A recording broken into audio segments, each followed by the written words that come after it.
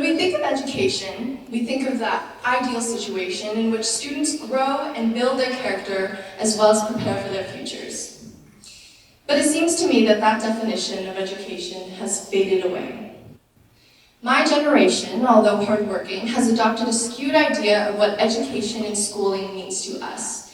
We are given infinite choices, making us highly selective about where we go. Take college. We are never satisfied, and we are picky and want the best of the best. But sometimes, we just don't know what the best thing is for us. When choosing a college, students no longer consider how a school best fits them. Instead, they tend to consider the ranking, the acceptance rate, and the reputation of that institution. Growing pressures and expectations on students to achieve academic excellence has no doubt contributed to this college craze. And that craze holds unfortunate consequences that have changed the way students think, act, and feel. A number of factors influence students to fall victim to this obsession in wanting to attend an elite college. They are our parents, our peers, and ourselves. Parents. Although teenagers like to blame everything on their parents, I have to be honest, sometimes it's the parents' fault. In a study by Johns Hopkins University Center for Talented Youth, 73% of the parents surveyed agreed that they wanted their child to go to a high-ranking college or university. Sometimes parents can demand a lot from their kids. They expect their kids to be well-rounded in order to get into a good college. After-school tutoring, community service groups, along with tennis practice and piano lessons. Parents expect students to take on too many extracurriculars on top of the already demanding classes. The desire to make parents proud pressures students to try and meet extremely high standards that are sometimes unreasonable. For instance, one of my friends told me that her parents got mad at her for only taking 4 APs, not 5. Of course, parents mean well in wanting their child to succeed, but what comes off to be a gentle nudge in the right direction can sometimes feel like a shove. And here's my second point, peers. At many schools, mine included, many strive for the image of an ideal student with the high GPA, athletic participation, along with leadership roles, etc. I mean, no one wants to be known as the dumb kid or the lazy kid. It's interesting how the nerds used to get bullied and beat up by the cool kids. Now you have to be a nerd to be a cool kid. It's like that saying, survival of the fittest. Students are competing against one another and feeling pressure to manage a strong reputation for college and social purposes as well. In fact, I've even heard people say, how did he or she even get into Stanford? They're not even smart, they don't even take hard classes. It's kind of unsettling knowing that our friends can be our harshest judges and our greatest competition. And finally, sometimes we can be our own worst enemy. While much pressure can be external, it is difficult to escape what is internal and adopt a healthy mindset. Students often set high goals and beat themselves up if they can't reach them. So with all this pressure surrounding us, what is the real core of the issue? Well, when students obsess over college, they put too much value in the validation of others, such as college admission officers, parents, and peers. And because of that, students let the college obsession influence their decision-making too heavily. For instance, my friends take classes because they are APs, not because they like what they're learning. They pile on extracurriculars to impress, not to figure out what they enjoy. We shouldn't do things for college. We should do things for ourselves.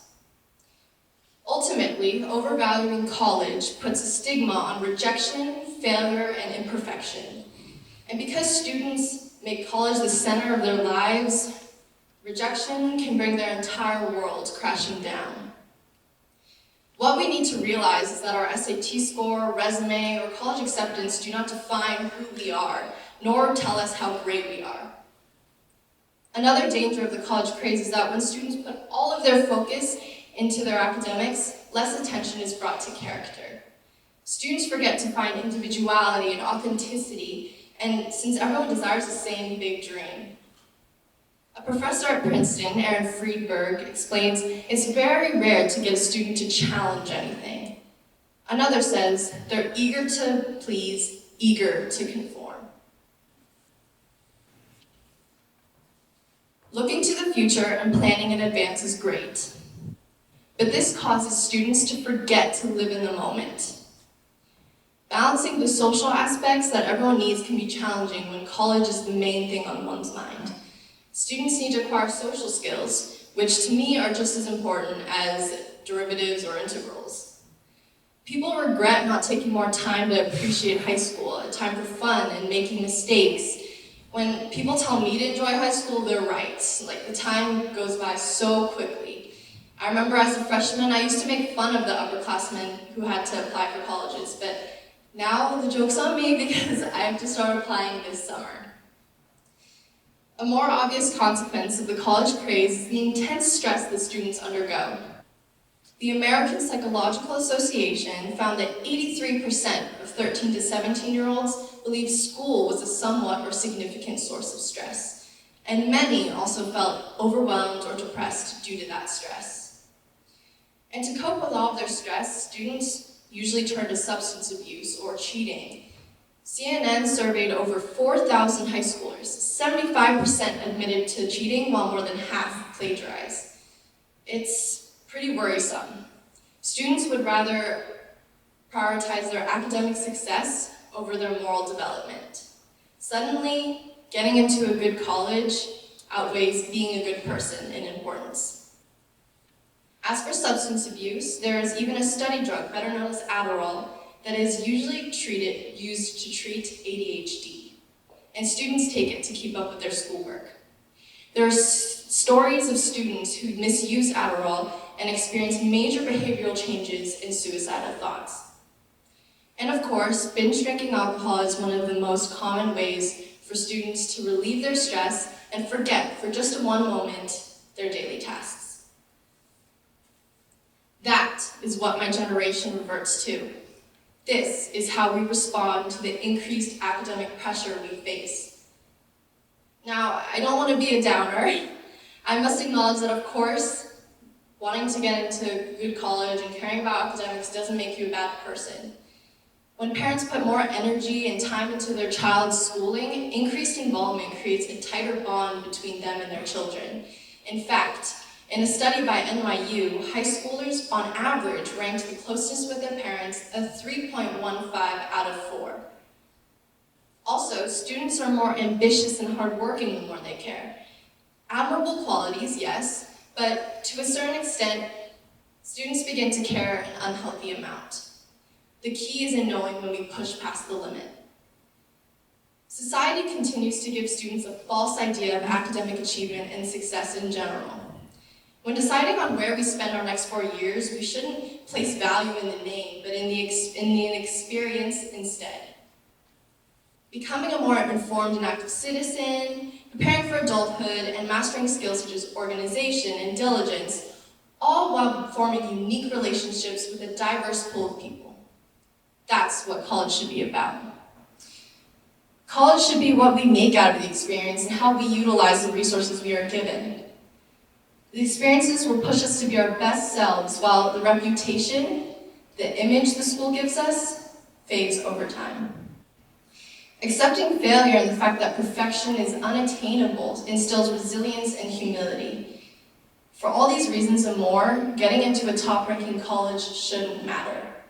We control our happiness. We control our success. A shift in the unhealthy attitude of college starts with the people around you. Parents are there to empower their children, not to set unreasonable standards, and friends are there to inspire. Schools are there to educate, not to display the name we wear proudly on our sweaters. It's time we value our hard work and experiences rather than the final destination. Thank you.